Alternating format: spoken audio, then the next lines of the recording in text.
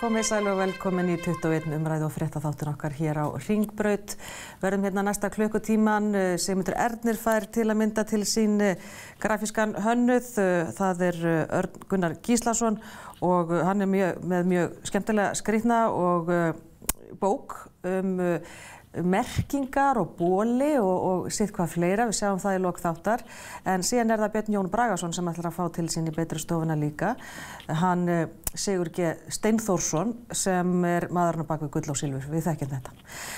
Þetta það helsta og líka við ætlum að tala við Þórhildi Elínu Elínardóttur, samskiptastjóra Samgöngustofu og fara yfir afleiðingar ölvunaraksturs. Það þessi tími sem að fólk mikið úti við á alls konar viðburðum og þá stutt í eitt vínglas en það gengur ekki.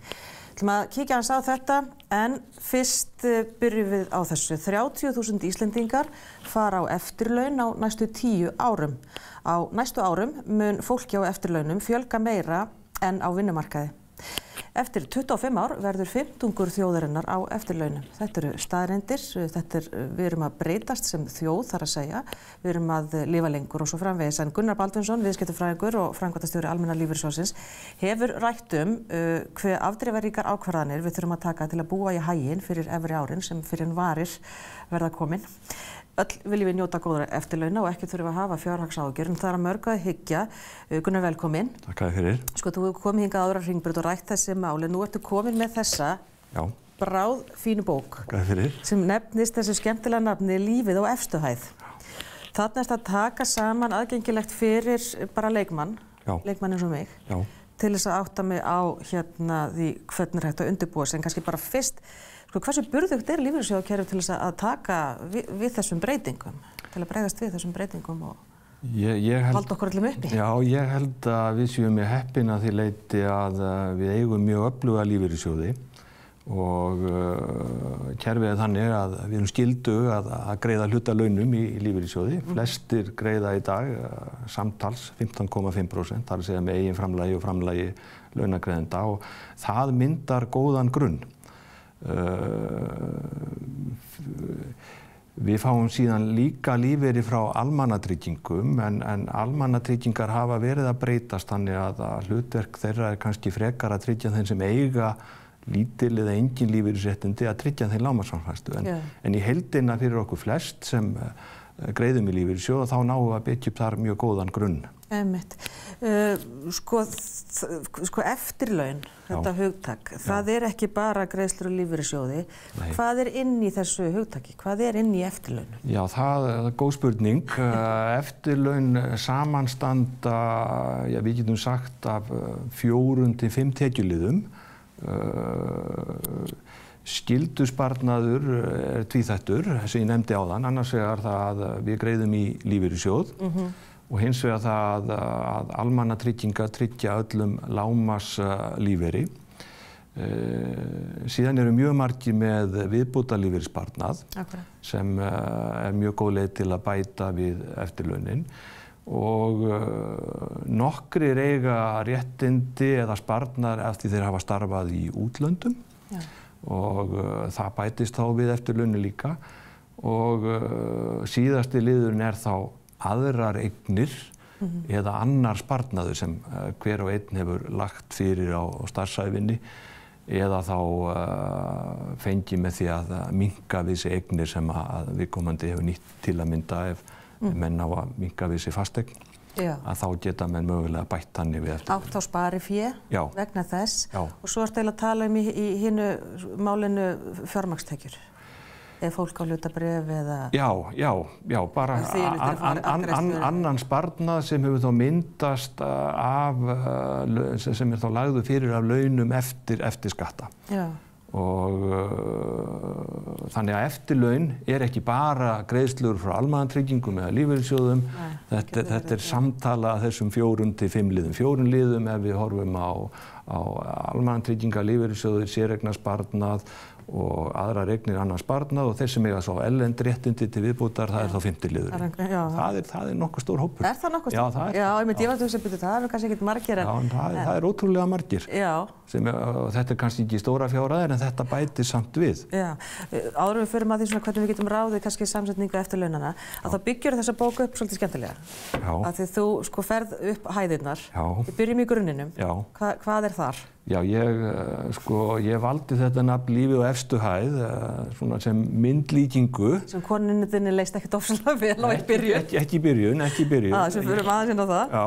En hérna, já. Ég hugsaði þetta þannig að við værum að færast á milli hæða eftir aldri og enduðum á efstu hæð og meðan ég var að hugsa þetta þá frétti ég nú reyndar af fjölskyldu suður með sjó þar sem stór fjölskyldan bjó öll í sama húsi og þar bjó alltaf efsta kynslóðan á efstu hæð og þegar hún féll frá þá tók næsta við og þá var ég alveg sannfærður að nota þessa myndlíkingu. Já, og þú segir þessar svona pínlitlu sögu hérna í byrjun, já. En bókin hugsuð þannig að hún raunverulega í 2 hlutum. Í fyrri hlutanum sem ég kalla grunnur, þar eru undirstöðuatriði sem bara gott að vita og ég byggi það þannig upp að þau þar ég fjall hvert efni á einni opnu. Já. Og hugmyndin þá svo að menn þurfi ekki að lesa allar opnur, heldur þær opnur eða þar sem menn vilja fletta upp á og fræðast um. Þannig þú ert með, þetta heitir bara almannatryggingar og það ein opna, það sem ég get lesið grundvallaratriðin þær. Og síðan kemur næsta sem samskiptin við Tryggingastofnun, einopnum það, svo kemur opna lífeyrissjóði, síðan kemur opna lífeyrisskáttina sem leið til að sækja upplýsingar réttindi í öllum sjóðum. Ég skil. Opna frestingu eða flýtingu. Já, frestun eða flýtingu, svo kemur séreignarsparnaður, 2 opnur og svo framvegis. Þetta náttúrulega flókið kerfi, eldra lífeyriskerfi, lífeyrissjóður ríkisins og sveitarfélaga. Sem eiga réttindi þar og þeir þurfa þá að geta skoða það. Síðan, ég með opnunar eru hérna, það eru sem sagt 3 flokkar, ég er með 19 opnur eftirlaun og síðan ég með 8 opnur ávöxtun eftirlaunasparnaðar, það skiptir miklu máli og svo ég með 5 opnur fráfall og legg áherslu á það að hugsa eftirlaun ekki bara að hugsa afkomu á eftirlaunárunum, heldur líka hvað forsendur breytast. Og hvað forsendur breytast ef þú missir starfsgetu á starfsævinni og eins ef þú fellur frá fyrir aldur fram. Hvernig verður fjármál fjölskyldunar ef ég fell frá, fjármál maka ef ég fell frá. Þannig að þess vegna ég með opnu líka fráfall. Seinni hluti bókarinnar eru þá, ég kalla það fyrsta hæð. Það hugsað sem leiðbeiningar fyrir þá sem eiga langt og stutt í eftirlaun. Ég skilgreini langt í eftirlaun þeir sem eiga þá 10 ár eða lengri tíma. Já.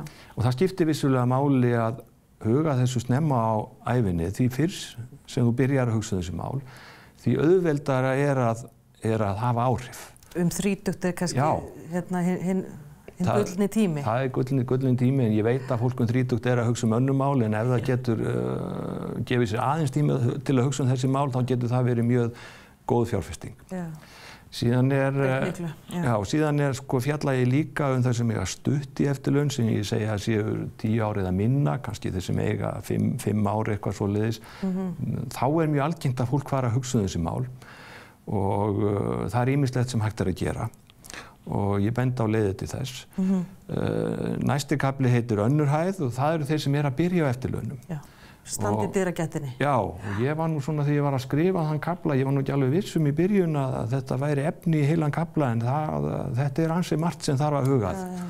Þannig að það önnur hæðin og síðan enda ég á efstu hæð sem eru þeir sem þá komnir á eftirlaun. Það tiltölulega stuttur kafli sem annars vegar með nokkrum ráðleggingum í fjármálum og svo ýmsar ráðleggingar svona annað sem ég byggi svolítið á samskiptum við lífeyrisþega í gegnum tíðina. Já, þú ert búin að vera náttúrulega ráðleggja fólki heilengi og þekkir þetta en getur fólk ráðið samsetningu eftirlaunana að miklu leyti sjálft? hve mikið ráðum við ferðinni? Við ráðum ferðinni, sko, ef við byrjum snemma á lífsleiðinni að leggja fyrir, þá getum við haft heilmikil áhrif. Þetta í sjálfu sér einfalt að því leyti að afkoman á þessum árum hún byggir fyrst og fremst á því hvað við leggjum fyrir á starfsævinni. Ég segi stundum, hugsaum ævina sem 3 æviskeið. Fyrsta æviskeiðið uppvaxtarárin, þá sjá foreldrar og aðri forráðamenn framfærslu. Svo tekur starfsævin við og þú lifir á launatekjum. Þriðja æviskeiðið þá eftirlaunaárin og þá lifirðu fyrst og fremst af sparnaði og uppsöfnuðum réttindum sem þú hefur myndað á starfsævinni. Þar sem að launin gáfu af sér. Já. Og í raunverulega þetta þá spurningum hvað þú leggur mikið fyrir, hvað þú frestar mikið að neyslu á starfsævinni og flytur yfir á eftirlaunaárin. Já. Þetta kannski svona mismunandi, hvernig ég meina fólk sem koma sér þak yfir höfuðið, eignast börn og að mennta sig og svoleiðis, að þá nú talað um að svigrúmið sé nú ekki mikið. Nei, það er rétt. Það er rétt, en það má kannski segja á móti að þeir sem eru ungir, að byggja fjölskyldu, stofna fjölskyldu, kannski eignast íbúð, að á móti kemur að það þarf á þeim aldrei kannski að leggja tiltölulega lítið fyrir. Þannig að þú hefur langan tíma og löngum tíma safnast meira upp og þá bætast líka við meiri vextir. En hvað fólk að spara? Sko, nú talað að innlánsvextirnir síðan nú ekkert til þess að hrópa húrra yfir í bönkunum og það síðan nú ekkert neitt sérstakt. Hvernig maður að fara þá, hvert maður að fara með peningum? Já, það ráðleggingar það í bókinni. Sko, ég náttúrulega mæli með því að fólk nýti sér viðbótarlífeyrissparnaðinn. Það er alveg grundvallað. Já, það er bara eitthvað sem allir eiga að nýta sér og ég mæli með þeir sem eru ungir að þeir helst leggi fyrir sjálfir 4% af launum og fái þá 2% mótframlag vegna þess að núna sérstakt úrræði fyrir þá sem eignast fyrstu fasteign að þeir geta tekið út alltaf 10 ára viðbótarlífeyrissparnað og nota sem innborgun inn á fasteign og þess vegna mæli ég með að menn nýti 4% eða spari 4% af launum í viðbótarlífeyrissparnað. Hann hefur líka þann kost að það er ekki greiddur fjármagnstekjuskattur af vaxtatekjum. Það gerir hann sérstaklega hagkvæma sparnað. Fyrir þá sem að vilja bæta við eftirlaunin, þá mæli ég með að þeir leggji fyrir að minnstakosti 2% af launum til að tryggja sér mótframlag frá launagreiðanda. Og þá leggja það inn á banka? Já, það fer svolítið eftir á hvað aldrið þú ert. Þeir sem eru ungir, þeir geta farið í söfn sem fjárfesta í blönduðum verðbréfum, hlutabréfum, skuldabréfum og innlánum og svona sagan segir að það er hagkvæmasti sparnaðurinn til lengri tíma. Ekki ríkisskuldabréf? Jú, ríkisskuldabréf þar á meðal.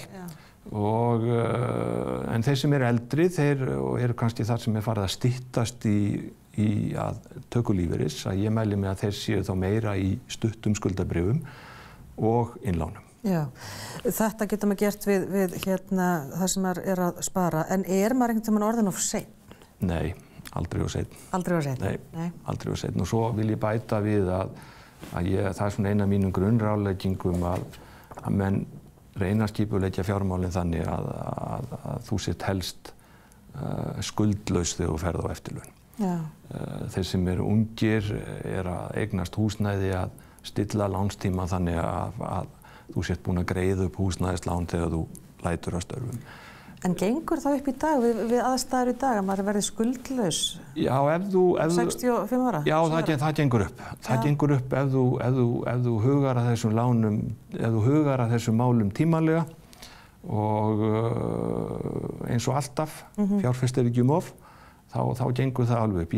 Ég skrifaði bók sem kom úr 2015 sem hét Lífið framundan, þá var ég að ráðleggja ungu fólki í fjármálum og þar var ég svolítið að setja viðmiðun að miða við að kaupa ekki fasteign sem er dýrar en 4 áslaun og helst að skulda ekki meir en 2 til 3 áslaun og miða við það að þá á þetta alveg að ganga upp. En það er náttúrulega út af verðtryggðum lánum að það náttúrulega hækkar höfuðstóllinn. Þá hækkar höfuðstóllinn, já. Þegar vextirnir hækka og svo framvegis, við þekkjum þetta. Já, en sem betur fer. Við þær aðstæður. Já, en sem betur fer þá hefur nú fasteignaverð hækkað meira heldur en verðtrygging. Þannig að, og laun hækka líka meira en vísitala neysluverðs. Já.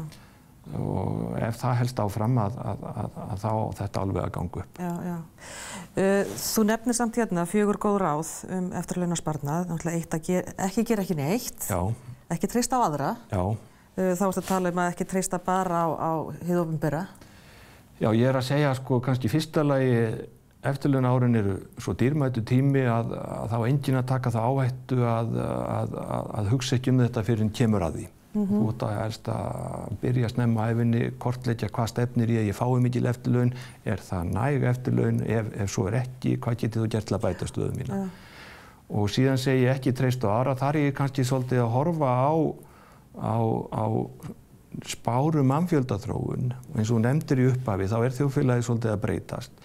Og ég heldur betur. Já, það er bara mjög mikið og þá held ég að það skipti máli að þú sért ekki búast við að ríki bæta miklu við. Reynda að gera þína áætlun, þeir sem eiga 10 ár eða lengri tíma í eftirlaun, að þú reynir að koma þér þá stöðu að þú sett sjálfum þér.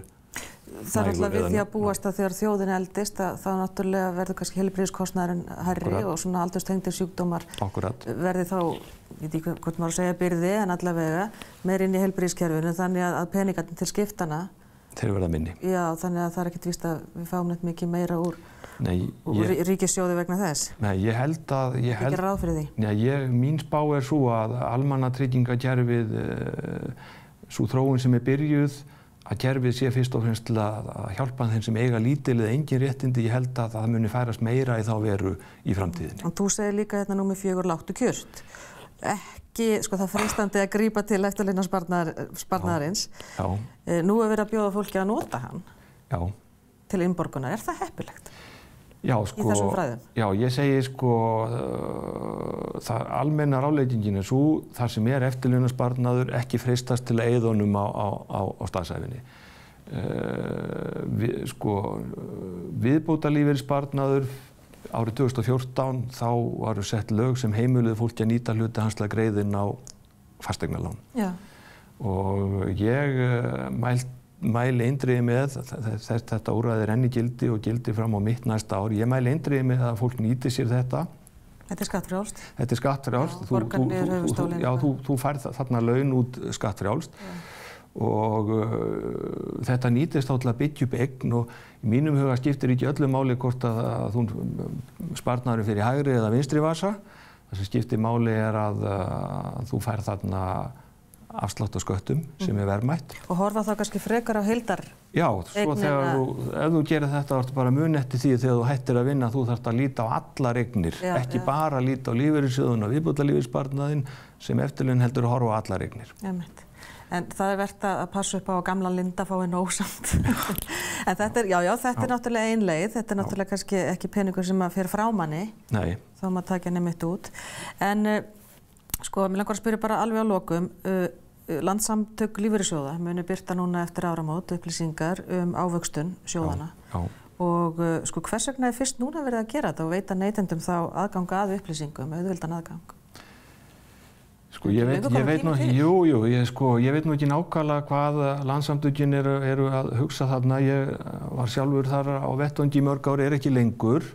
Ég held kannski meðan ég hugsa einhvers konar samanburð á ávöxtun sjóðana, en upplýsingar afkomu sjóðana hafa verið og eru aðgengilegar. En þetta er kannski sett á sama kannski á aðgengilegri hátt heldur en þegar fólk þarf að fara á milli staða og safna. Ég held að menn séu þá að fyrst og fremst að horfa mögulega á samanburð. Já. En ég vil nefna einstakir sjóðir birta mjög ítarlegar upplýsingar afkomuna. Ég get sagt bara að minn sjóður, almenni lífeyrissjóðurinn, við erum búin að birta á hverjum einasta degi frá árinu 1998 daglegt gengi sem þýðir þá bara ávöxtun sjóðsins liggur fyrir á hverjum einasta degi. Hérna verður að tala kannski að safna svo eitt stað, kortleggja þetta og ég get hort á heildarmyndina. Samt býtum mér líst betur á þetta heldur en þetta. Mögulega, já. Ég held að það sé kannski það sem verið að hugsa um. Máski, heyrðu, við skulum setja punktin hérna, Gunnar, en lífið á fyrstu hæð, þetta er bráðnauðsynleg bók. Efstu hæð? Á efstu hæð segi ég. Já, þetta er á efstu hæð, þegar maður byrja sérst í grunninum og fer svo á fyrstu hæð. Það var svona Freudian slip eins og sagt þér, ég er kannski ennþá að fyrstu þær. En takk kærlega fyrir að koma hingað í 21. Mér var ánægðan. Og við ætlum hér á eftir að fá góða gesti, það er hann Sigurður sem er maðurinn á bak við gull- og silfurandlar að setjast hjá Birni Jón Bragasyni. Við ætlum líka að tala ölvunarakstur núna á aðventunni og líka mjög skrýtna og skemmtilega bók sem að grafískur hönnuður Örn Sverrir hefur sett saman. Farið ekki langt.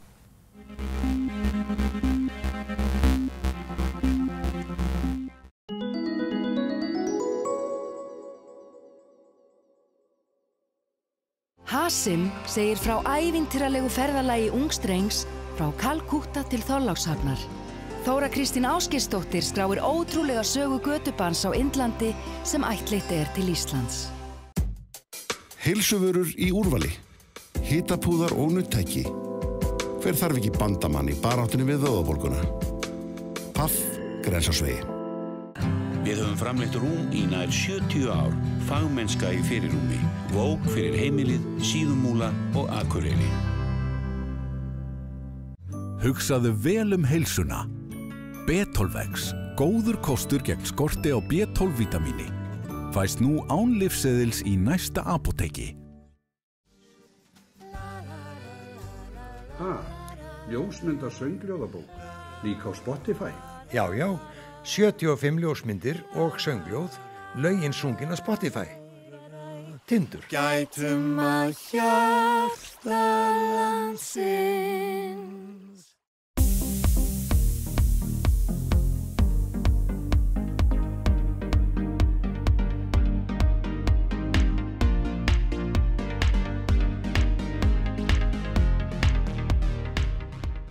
Dæmisögur Esops.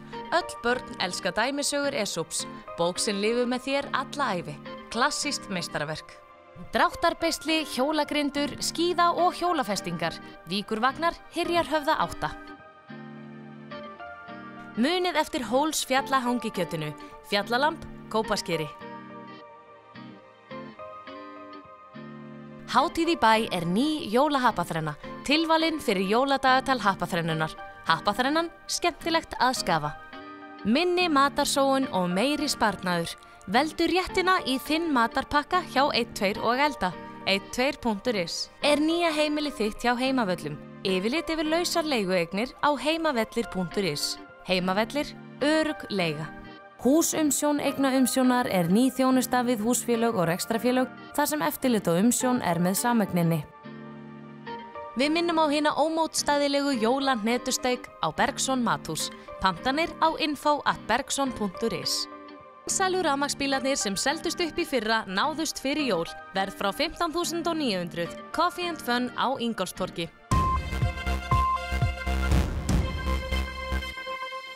Já, komið þið sæl aftur og við vorum í gær að ræða hér endurskinsmerki. Það er mikið það að fólk sjáist ekki úti í þessu myrkri, það er snjólaust, það er ekkert til þess að lýsa upp. Þannig að fólk verður að huga þessu í miklu meiri mæli. En í dag ætlum við að tala annað umferðaröryggismál og það er ölvunarakstur.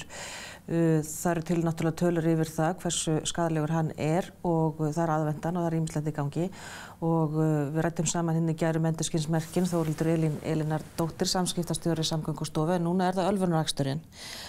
Og hversu algengur er hann? Hann er allt of algengur. Það í fyrra þá urðu 237 slys sem má rekja til ölvunaraksturs. Og þar af 2 banaslys. Þannig að hann er augljóslega allt of algengur og of algengt að fólk gerir sér ekki grein fyrir því að eitt glas getur haft mjög slævandi áhrif á bæði dómgreind og viðbragð. Þannig að ökumaður sem er undir áhrifum áfengis, hann er 52 sinnum líklegri til þess að valda banasleysi heldur en allsgáður ökumaður. Já, ég skil. Og ölvunarakstur er náttúrulega alltaf dauðans alvara og svo kemur náttúrulega þetta myrkur ofan á. Algjörlega. Þetta, þú veist, rosalega myrkur. Myrkur og slæmt skyggni og svo einhver áhrif, utanaðkomandi áhrif sem að fólk getur valið að sleppa. þar að segja að ef þú ætlar að vera á bíl, að þá á það að vera einföld ákvörðun að þá ekkert áfengi með í spilinu. Nei. Og það kannski einhver tímann þá þótti það kannski bara í lagi, fá sér hálft eða 1 eða jafnvel 2 og keyra svo af því það voru alveg liðnir 2 tímar eða eitthvað. Maður heyrir þetta ennþá. Svolítið, en áfengi kannski 18-20 klukkustundir að fara út úr líkamannum. Og við verðum að hafa það í huga bara á hverjum einasta degi. Það ekkert ofsalega erfitt að taka þessa ákvörðun fyrir flest okkar ef við hugsum bara afleiðingarnar sem gætu orðið. Því freistingin mikil, við erum líka í jólastressinu, það mikill spenningur og það mikið í gangi. Þú veist, maður að vinna, þú veist, það ennþá náttúrulega bara allur hversdagsleikinn og svo kemur þetta allt ofan á jólaboðin og tónleikarnir og allt þetta. Einmitt. Þannig það freistandi. Já, og aðvendan hefur auðvitað breyst aldrei mikið hjá fólki með það sem áður var. Áður þegar fólk var kannski bara heima að baka fyrir jólin og skúra veggi og loft. Að núna fólk skápana. Já, akkurat. Og nú kannski fólk meira að njóta aðvendunar og fara á tónleika og gera svona skemmtilega hluti sem auðvitað bara af hinu góða.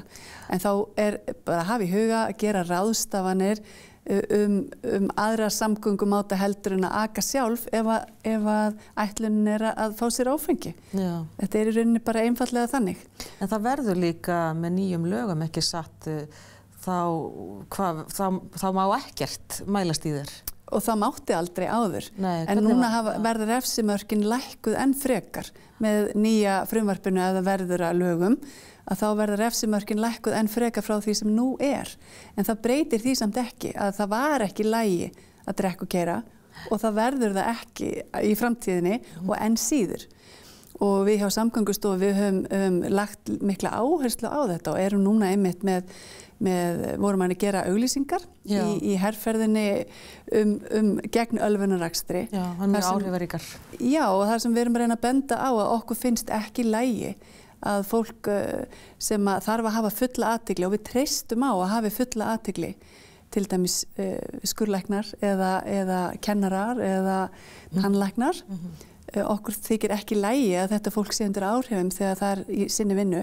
Nei. Og að sama skapi þá í rauninni leggjum við svolítið líf okkar í hendurnar á því að þeir ökumenn sem við mætum út í umferðinni að þeir hafi fulla athygli og góða dómgreind. Já, maður ekki einn á veginum. Akkurat. Þetta samstarfsverkefni umferðin og það bara getur skipt sköpum að fólk taki ábyrgð sína alvarlega þegar það sest undir stýri. Já. Þetta eru trillitæki sem við erum að stjórna þarna. En hver eru mörkin? Hvað í dag refsivert? Núna eru refsimörkin 0,5 prómill en verði frumvarpið að lögum að þá færist það niður í 0,2 prómill. Þannig að fólk getur bara alveg hægt að reikna, sko. Þarf ekkert endilega að hugsa hvort að þessi prómill mælist við hálft glas eða 1 glas. Nei. Það bara, þetta fer ekki saman. Nei, akkurat.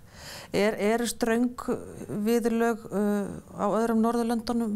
Eru gera eitthvað svipað og þar? Já, sko, verstu viðurlögin við ölvunarakstri, það að verða svo ógæfu manneskja að valda slysi. Þannig að vera mögulega tekin undir áhrifum, það vissulega felur í sér sektir eða refsingu eða sviptingu ökuréttinda. En vertu bara fegin?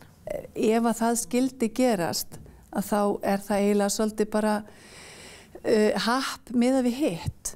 En fyrst og fremst að þá snýst þetta auðvitað það að taka ákvörðunina áður en maður sest undir stýri og líka þannig að ef þú veist af einhverjum sem að fara að keyra, ef þú veist til þess að viðkomandi hefur verið að drekka, að þá ber þér svona ákveðin skylda til að reyna að koma í veg fyrir það og bregðast við því með einhverjum svona skynsamlegum hætti að reyna að koma vitinu fyrir fólk. Það bara svona borgaraleg skylda? Í rauninni. Eða ekki? Jú, það það sjálfsögðu.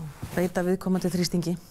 Já, algjörlega. Og svona kannski tala svolítið hverjar afleiðingarnar gætu verið því það aðeins að fá lánaða bíllyklana hjá viðkomandi. Já, eitthvað svo látt þessu hverfa. Já, eitthvað svo leiðis. En sem sagt, við berum öll ábyrgð hvert og öðru og við berum auðvitað fyrst og fremst ábyrgð á hegðun okkar sjálfra. Þannig að í hvert skipti sem við tökum góðar ákvarðanir þá getum við í rauninni að hafa bjarga mannslífum. Já, algjörlega. Þórhildur Elínadóttir hjá Samgöngustofu, takk hérlega fyrir að koma hingað í 21. Takk fyrir mig. Og þetta er dauðans alvara og við skulum bara fara varlega og það er ekki aftur snúið ef slysið verður. En við ætlum að fara í stuttar auglýsingar og halda svo áfram og verið með okkur.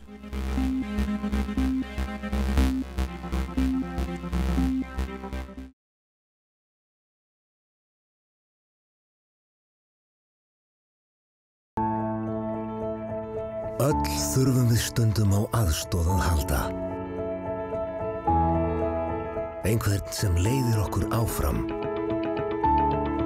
Dýrmætasta hjálpin er samt alltaf sú sem styður okkur til sjálfshjálpar. Færir okkur skarpari sýn. Og með nýrri sýn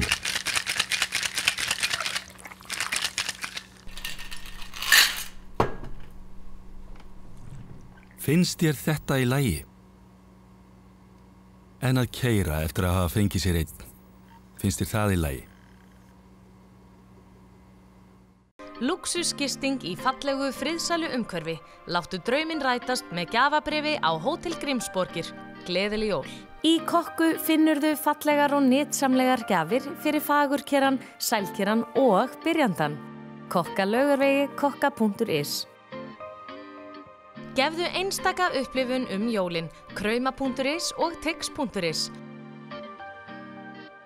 Ennisljós með breiðum geisla, hreyfiskynjara og rauðri lýsingu. Lýst upp skammdegið með skammgrip. Fossberg. Sælu rafmagnsbílarnir sem seldust upp í fyrra náðust fyrir jól. Verð frá 15.900. Coffee and Fun á Ingólfstorgi. Sælir sjónvarpsáhorfendur og velkomnir aftur. Nú stendur jólaverslunum sem hæst og mikill annar tími hjá verslunarfólki.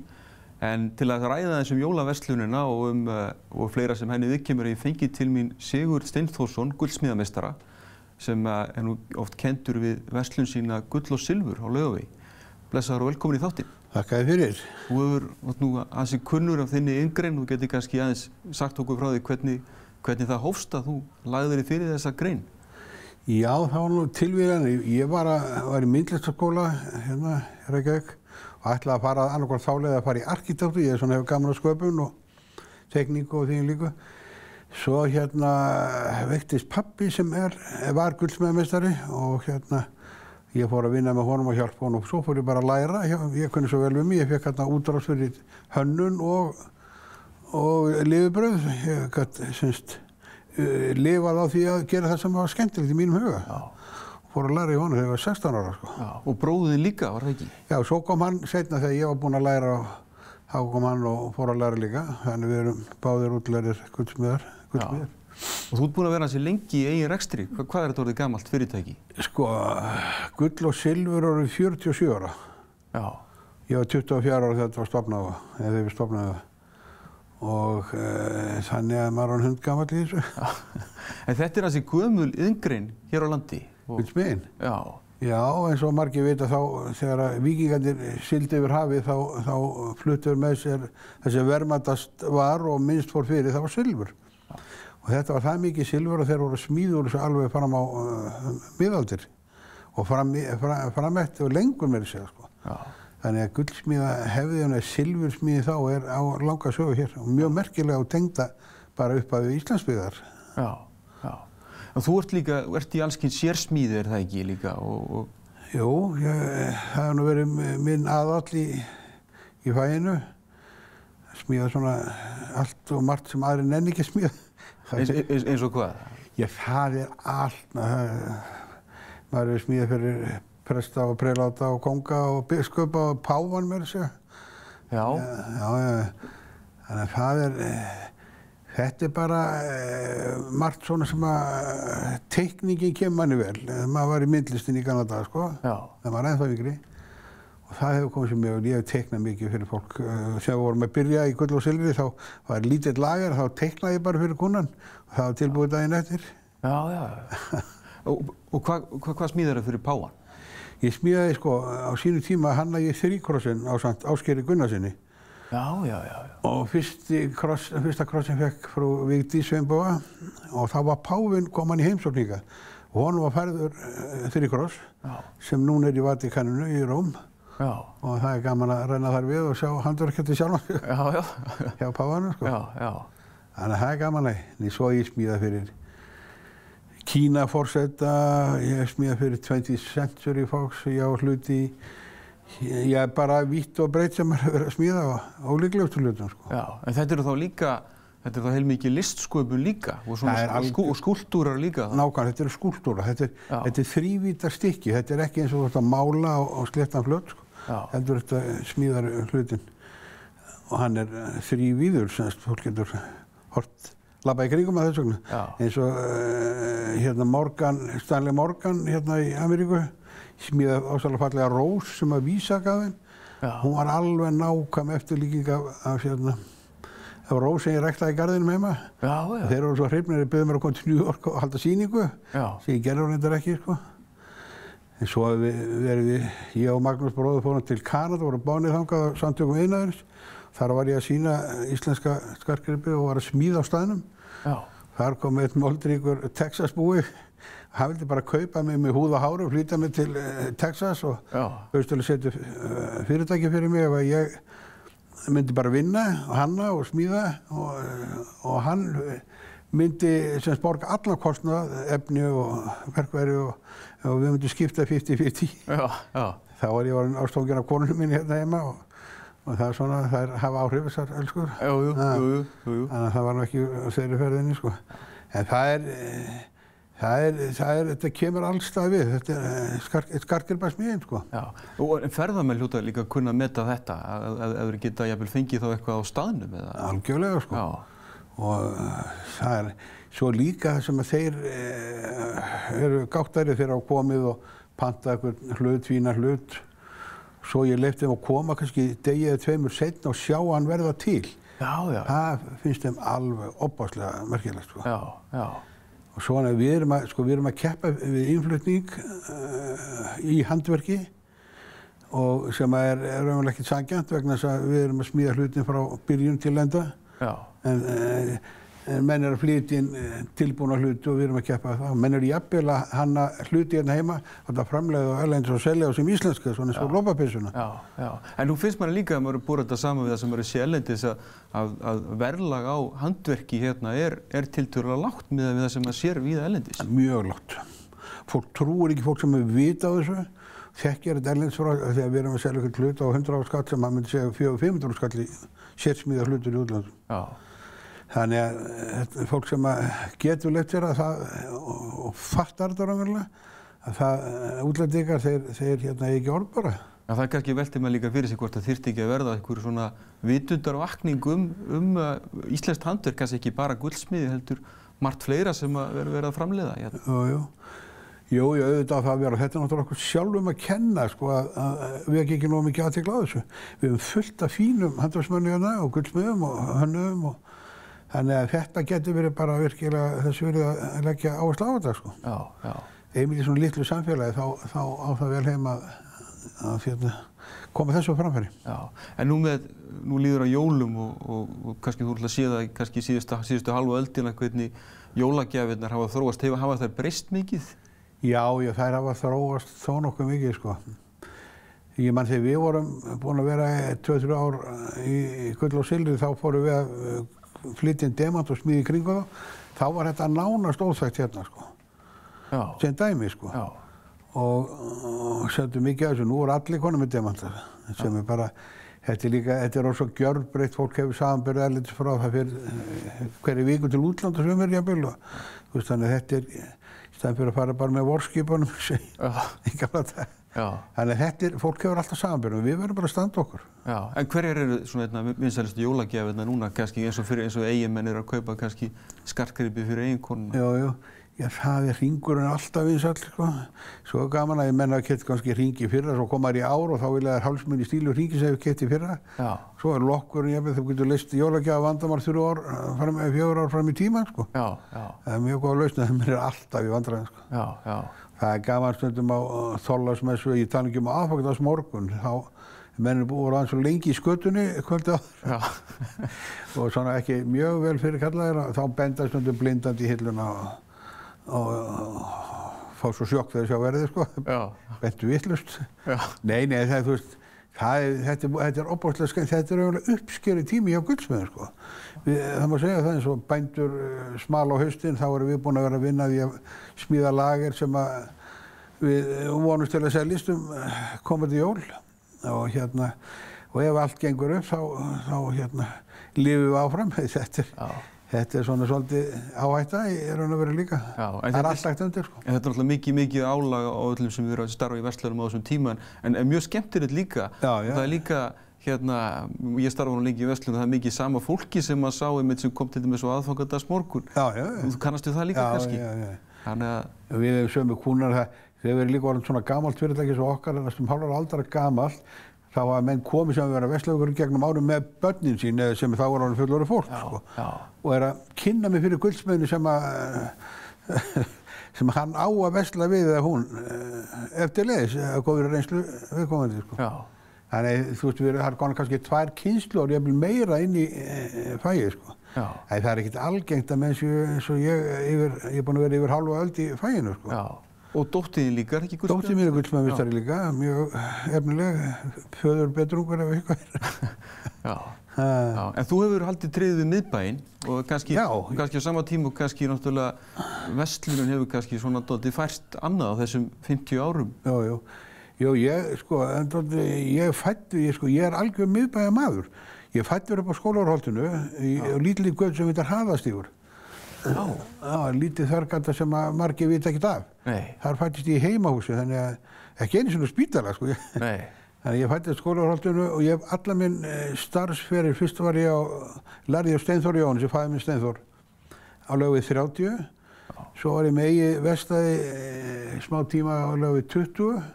Síðan fór ég á Laugavegi 35, þar stofnuðu Gull og Silfur. 1970 opnaði búðina 71. Og svo voru þar í 33 ár og síðan er ég alveg 52. Þannig ég er algjört íhald í þessu, svo það fer, sko. Ég er bara miðjan hérna, þetta er bara mjög vænt þessa Reykjavíkurborg og vonast til að þessi stjórn skemma hann ekki mjög mikið. Nei. En það er kannski líka, maður velti líka fyrir sig hvað við getum gert kannski til þess að reyna að efla líka miðbæinn sem svona verslunar áfangastað. Þetta er náttúrulega kannski lítur að vera verðmæti í því að eiga verslunargötu. Það kom hérna sínu tíma Skoti var að ræða miðborgir. Hélt fyrirlestar hérna í borginu og var að segja það var að fenginni reynslu frá Skotland og Írlandi líka óvitrir hérna borgarstjórnendur hefðu rústað miðborg á 3-4 árum, sko. En sagði jafnframt að það taki 30-40 ár að koma tilbaka, sko. Þannig að þetta er svo mikilvægt að séu teknar réttar ákvarðanir. Ég held að menn verði að nema staðar og horfa á þessi mál. Þú veist, við búum á Íslandi, það er myrkbur, það er kuldi, það er snjór og bleita og fólk kemur ekkert á reiðhjóli og Breiðholti, sko. Og sumt fólk á erfitt með gang og það eru veikindi og ýmislegt en vill samt koma í miðborgina og það er bara næstum útilokað, sko. Þannig við verðum að hugsa þetta lengra, sko. Það er mjög vel. Við eigum bara eina miðborg, höfuðborg, Reykjavík, og hún er fyrir allt landið og miðinn, sko. Þannig að mér veist við verðum að taka ekki einhverja tísku sveiflur að fylgja einhverju sem er norrænum útfærslum sem passa ekki hérna reynilega, sko. Eða ítölskum sem er sól og sumar meira part átsins. Að auðvelda fólki að komast í bæinn og geta lagt sinu bíl og... Staðreyndin er svo að fólk segir ég hef bara ekki farið í miðborgin í 2-3 ár, sko. Og þegar menn er að tala ýmsir ónefndir borgarstjórar að það er svo mikið líf í miðborginni. Ef þið ferð að skoða fólkið þá var það svona 60-70% útlendingar. En Íslendingarnir sem eru okkar viðskiptavinir fyrst og fremst, þeir koma ekki. En við viljum kannski líka maður velti líka fyrir sér miðbærinn sem áfangastaður ferðamanna yrði náttúrulega skemmtilega að það væri fleiri Íslendingar. Það er kannski ekki gaman fyrir útlendinga að sjá bara aðra erlenda ferðamenn. Segðu það. Nei, og líka svona smákallar eins og við, hérna í Gull og Silfri, að við erum handverksfólk, fyrst og fremst. Og það finnst fólki merkilegt. Að koma og sjá að þetta er ekki framleitt í Kína eða eitthvað þar, Tælandi. Það er bara smíðað á staðnum og smíðað fyrir það, teiknað fyrir það jafnvel og smíðað fyrir þau og þannig að þetta er eitthvað sem þeim finnst bara alveg stór merkilegt. Og þess vegna er mjög dapurt ef að vera til þess að sé að fækka þessum aðeilum sem eru með í þessum geira, sko. Já. Maður veit bara að þekkjar á sjálfum sér að ef maður kemur í einhverja borgi, þú fer ekkert út úr í eitthvað magasín. Þú ferð í gömlu borgina og lappar Verslunargötuna og svo framvegis. Þú vilt sjá eitthvað sem er orginal á líka. Nákvæmlega. Og við eigum alveg þá nokkra sögu hérna í Reykjavík, þannig að við verðum að passa hana vel og venda hana, sko. Já, en nú eru sem betur fyrir þó nokkuð búðum ennþá sem eru gamalgrónar og það er kannski líka og kannski fyrir jólin, þetta er svona ómissandi huga margra að fara niður í bæ. Nákvæmlega. Það er ekkert að búa til söguna, skilurðu, eða umhverfið, þetta er bara sagan þarna. Og Reykjavík bara sem, og Laugavör sem Verslunargata og svo framvegis. Þetta ég man á sínu tíma átti að gera eitthvað nýja miðborg upp í Kringlu, það tókst engan veginn. Það er bara í hugum fólks, bara ein miðborg og ein miðja þar. Þannig að hérna, þessum segir við erum bara að vera virkilega passa okkur vel og vanda vel til verka og hlaupa ekki fram úr sjálfum okkur. Já. Ég þakka þér kærlega fyrir spjallið. Já, það var lítið. Og ég bið ykkur sjónvarpsáhorfendur að doka við þannig sem við höldum áfram hérna að loknum auglýsingum.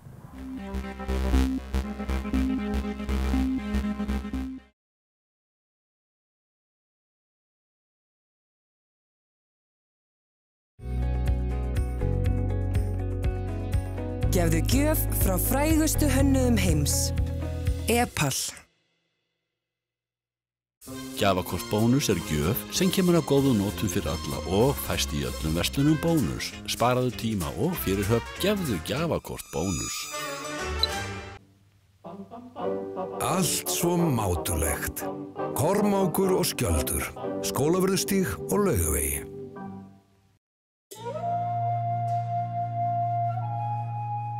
Ég er alltaf að hugsa að bera ekki á mig neitt sem er skaðlegt fyrir mig eða umhverfið mitt og þess vegna er ég svo himinlifandi með Taramar húðlínuna. Ég samsama mig algjörlega Taramar húðvörunum af því að þær eru svo afburðahreinar. Þær eru lífrænar, lífvirkar, innihalda engin skaðleg efni, hvorki fyrir líkama né húð og svo innihalda þær engin rotvarnarefni. En eigi að síður þær afburðavirkar af því þær byggja á langtíma rannsóknum. Mér finnst það frábærir. Taramar. Ný kynslóð af einstökum húðvörum. Gefðu góða gjöf. Gefðu gjafabréf í heilsurækt og dekur.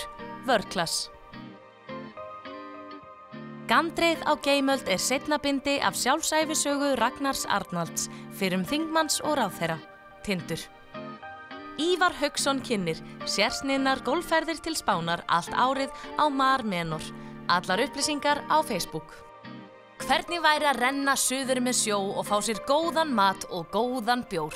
Fish House, Grindavík. Vönduð ljós fyrir heimilið. Rafkaup Ármúla, rafkaup.is. Hollur og góður bitafiskur, 84% prótein. Gullfiskur fæst í Bónus.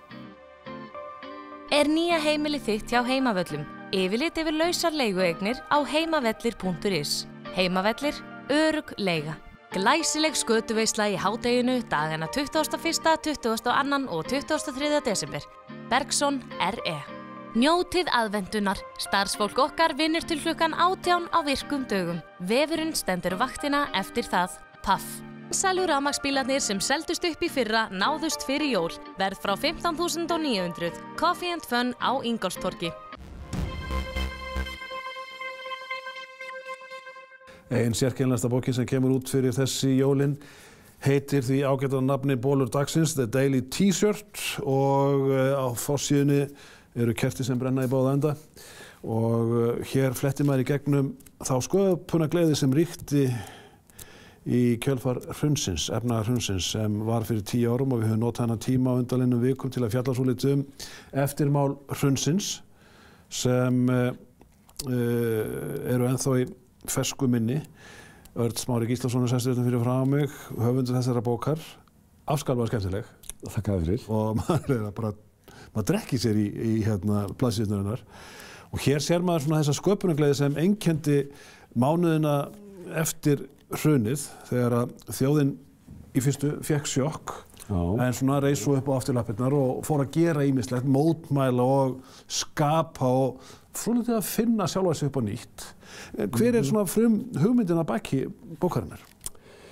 Sko, að baki bókarinnar liggur sem hugmynd að grafa upp þetta gamla efni sem ég gerði á þessum tíma frá júlí til janúar í 2009. Sem grafískur hönnuður? Sem grafískur hönnuður, byrjaði á því að senda vinum mínum bara teikningar sem ég setti á þetta einfalda form, bara téból, þar sem að tébólurinn var sko nokkurs konar miðill. Svona til að koma myndunum í eitthvað svona mjög aðgengilegt og skiljanlegt form. Og þegar ég fór að grafa þetta upp að ég hafði ekkert skoðað þetta var á formati sem var orðið úrelt og ég þurfti að fara og láta þýða þetta á format dagsins í dag og annað og þetta var svona bara eiginlega mín forvitni fyrst, bara hvernig skildi þetta líta út í dag. Og ég tók þetta bara eins og bókari, bjó til Excel-töflu með öllum dögunum og svo fór ég að raða inn myndum og textónu sem ég hafði skrifað beint inn á eyjuna og voru ekki til annar staðar og smám saman þá bara birtist þessi saga það. Mér fannst hún eitthvað skemmtilegt. Það hlyti einhverju fleiri að geta haft gaman að henni en ég. Sko fyrir mér er þetta svona eins og bara nást ljóðabók. Það sko nást eiginlega stutt ljóð á hverju síðu. Hérna á einni blaðsíðunni þar sem sko Fjárlaug Smárin er að fella lauf sín. Við vitum hvað kom fyrir sprón. Og svo er hérna annar bólur þessi endu upp. Hann var kannski ekki alltaf uppi. Nei, það var gert að við þurftum að koma standandi gegnum þetta. Og krónan hérna við hliðina þar sem að sko hákarlinn sleikir út ef svo má segja. Hann reyndar með þarna lítið fisk í koftunum. Og svo er þessi hérna toppurinn að vera í teinóttu. Þetta teinóttu kann líka snúa á hinn veginn. Þannig þú ert að leika rosalega mikið með hugmyndir. Já, ég reyni það. Þetta er svona kannski ég veit ekki, maður sækir þetta kannski, maður hefur teiknað slatta af logóum og þess áttar þar sem var að reyna að binda einhverjar hugmyndir í hlutina. Þannig að maður er að reyna að finna, er til einhver útúrsnúningur eða tvírætt eða setja eitthvað pingulítið til viðbótar sem breytir merkingunni. Hérna erum við með sko Gordon Clown á vel við og við hliðina útsala skuldir á þessum gula ból. En sko eins og ég gat við í byrjun, efnahagshrunið svona leyst úr læðingi eitthvað sem við áttum inni af þessari sköpunargleði. Við tókum okkur svolítið tak og fórum svolítið að líta á hlutinu á öðrum augum. Það voru margir sem fóru í allskyns frumkvöðlastarf og annað slíkt og fengu kannski þarna akkurat rýmið sem það hafði dreymt um. Því að menn voru bara iðulega á kafi í vinnu og margir skiptu algjörlega vettvang. Þetta var nú minn vettvangur bæði fyrir og eftir, en hann breyttist svolítið sko, hann varð allt svona heldur hægara í kringum það. Og þar sem ég hafði nú gert tilraun með að láta smíða söluvef í kringum þetta því að ég fekk svona kitlandi góð viðbrögð á þessum tíma og vildi þá kannski, þetta er kannski eitthvað sko, bara pröfa þetta og það var svona aðeins að pikka upp þarna dagana fyrir hrundaginn, 7. og 8 sko. Þá svona kiptu bara allir að sér höndum og úr því svona það þurfti svolítið að stappa í sér stálum og halda áfram og það var farin að eiginlega velta sér bara upp úr neikvæðum fréttum því að það var svo fátt gleðilegt í loftinu sko. Og bara stemningin í þjóðfélaginu súrnaði, ég súrnaði sjálfur og bolurinn súrnaði og það svona einhvern veginn þá varð hann svona sjálf dauður þarna í janúar. En sko bolurinn, T-bolurinn, stutturma bolurinn, í þessu tilviki er hann listform? Já, sem að sko margir skilgreina sem er ból. Veit ekki sem fer aldrei í ból nema sittandi bávi í eitthvað á honum. Og annar vill metalika og hinnir eru með sína pólitísku skoðanir. Og hann er nefnilega miðill og listform sko. Það er allavega þetta meðhandla þannig. Og margir eins og þú segir eru mjög sko uppteknir af sínum ból. Það er þeirra svona frásögn, það er þeirra yfirlýsing. Já, einmitt. Og getur verið bara mjög sterk og jafnvel ögrandi og allt það, sko. Örn Smári, hvernig viðtökurnar, hvernig hafa þær verið við þessari, eins og ég segi, einni sérstæðustu bók þessara jólavertíðar? Hvernig eru viðtökurnar?